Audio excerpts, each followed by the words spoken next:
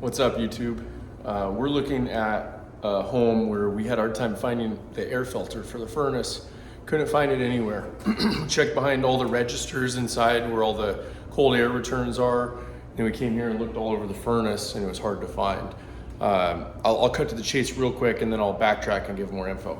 It's in here, inside. I'll show you what it looks like here in a second, but it's up inside. And basically there's no way to get to the air filter. It's an older furnace, but there's no access doors or anything like that. So if the person bought this house and went to change the filter later, they'd be like, well, where's the filter? And then if they found it, there's really no way to get it out. So the only fix I'm seeing for this is to have a furnace company come, HVAC company come, and they're gonna have to get creative with how they remove the inside one. And then they could put it behind the registers, the cold air returns inside.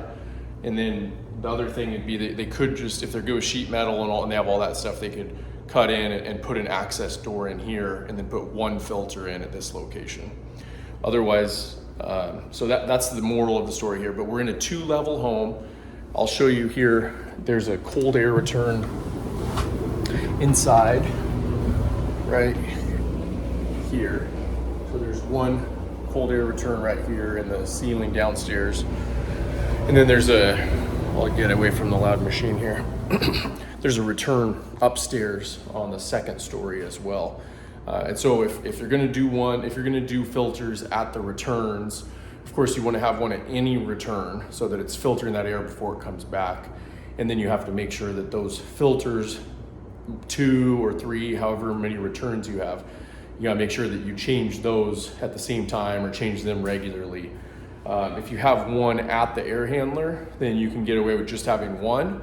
That way any of the air that gets pulled in all those different locations gets combined here and gets filtered at this location.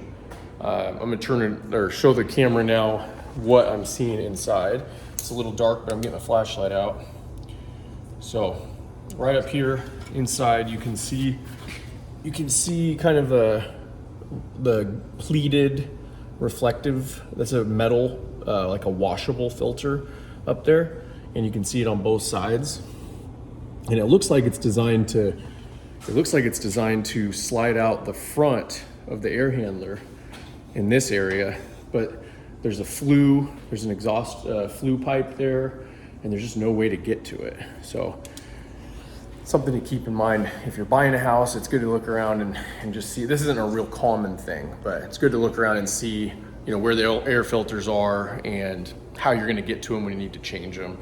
And then if you're in your house, even if you've been there for a while, it's good to look inside these areas, because if this is just left in here forever, it's gonna get clogged. That thing's probably super filthy on the top side, and because it hasn't been changed, so it's gonna get clogged.